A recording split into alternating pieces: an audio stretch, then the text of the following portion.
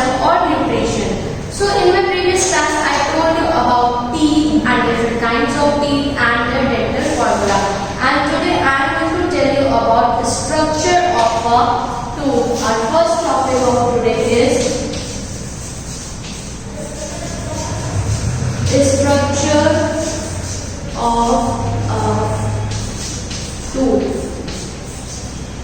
So students, what is the structure of a tooth? Basically, teeth in all mammals have basically same structure. All the mammals who possess teeth are basically, all the structure of the teeth are basically similar.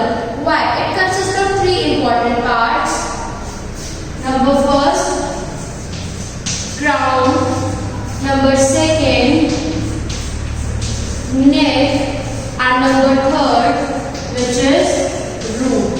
This is the three important parts of a tooth, that is crown, neck and root. We will discuss about this. The crown is the part which is lying above the gum which is connected in our mouth. Above the gum part is the part of the crown.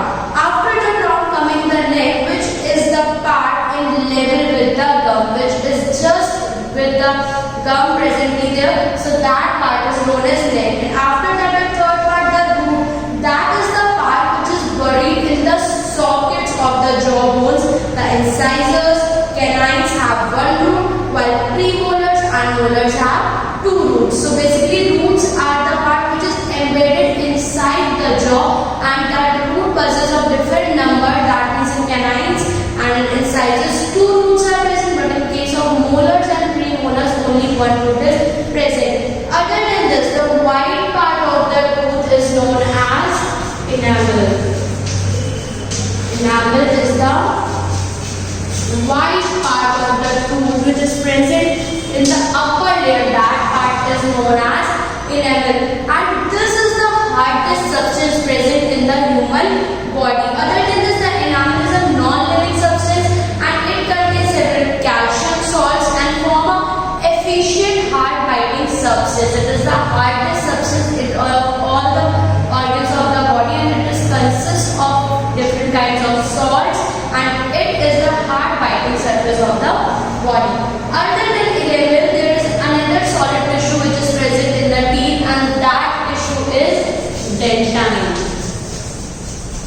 Dentine is the another solid tissue which is present in the teeth, and it is not as hard as enamel, but it contains fine strands of cytoplasm passing through it. That means cytoplasm, which is a matrix present in the cell, that is present in the teeth within the dentine part of the teeth. And dentine, inside the dentine there is a cavity which is known as pulp cavity.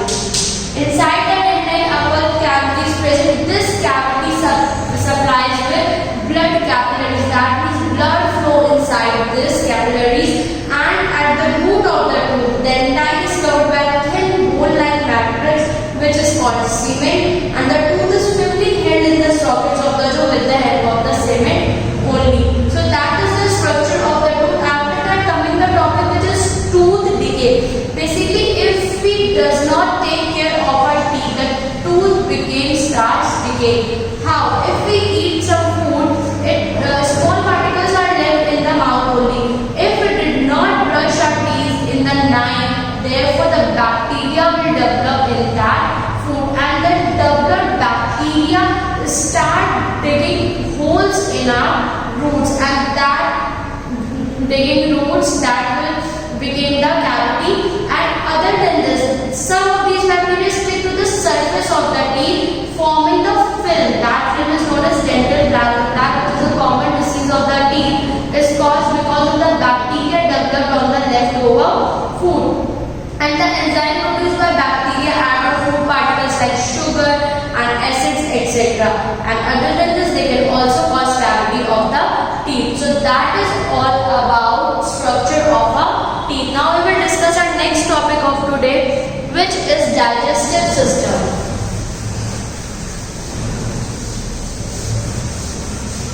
We are going to discuss the next topic of today, which is digestive system in human beings.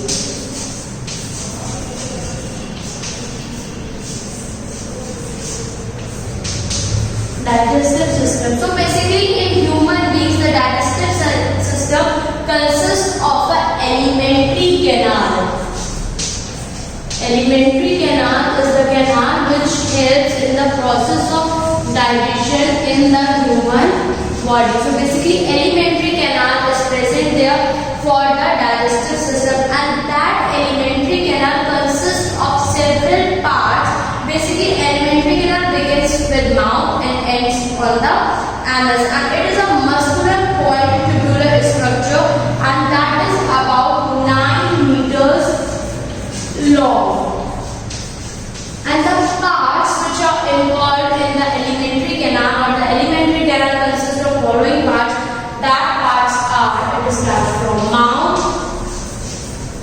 after that pharynx, then esophagus,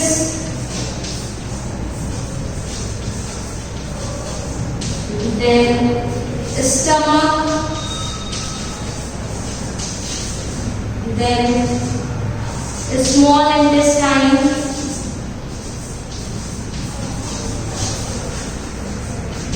after this large intestine,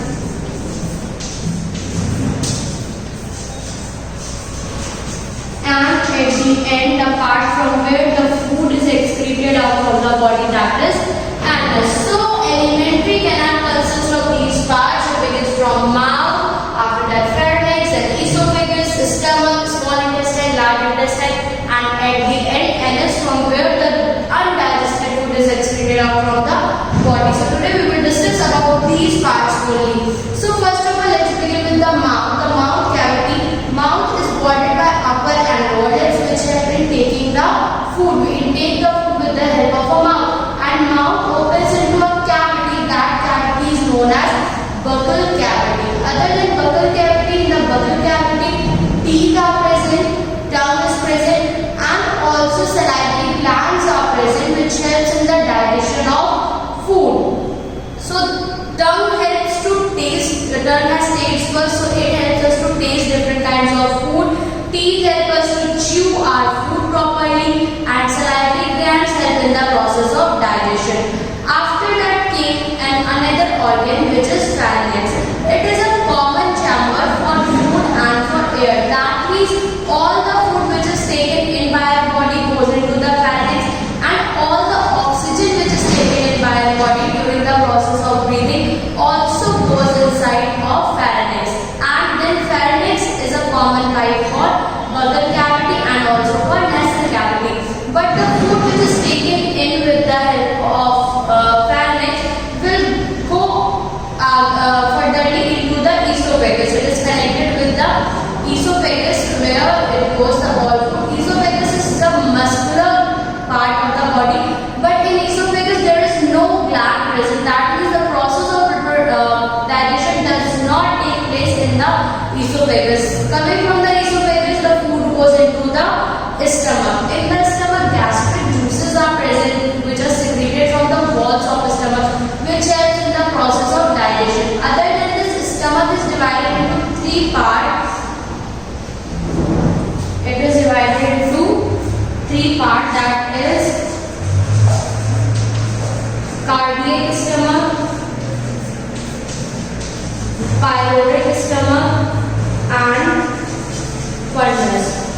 These are the 3 parts in which the stomach is divided, and here gastric juices are secreted with the help of glands.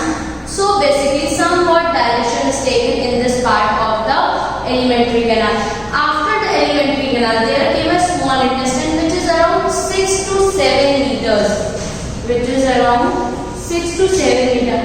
In the length it is bigger than the large intestine, but still it is known as a small intestine. Why?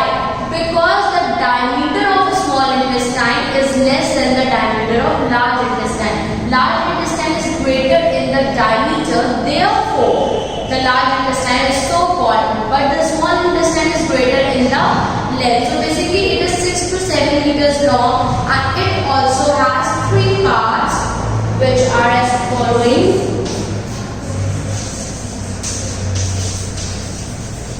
Duodenum, jejunum, and the last one which is ileum.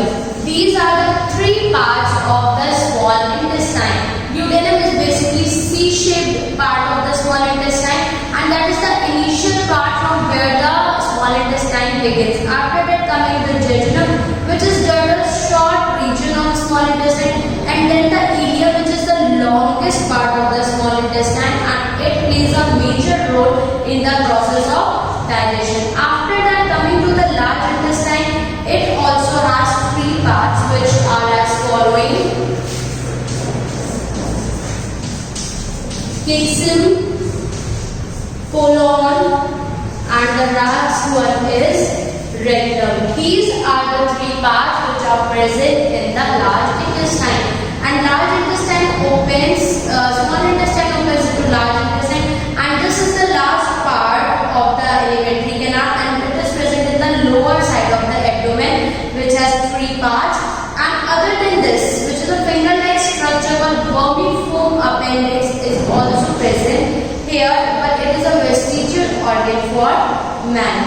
And colon is the final part of human digestive system, and then the colon enters, the last part of the large intestine, which is rectum, opens into a anus, which is kept close by the ring of muscles called anal sphincter, and it opens during defecation only. And with the help of anus, the body used to excrete out all the unwanted or undigested food of the body. So students, that is all about alimentary canal and the structure of food. That's all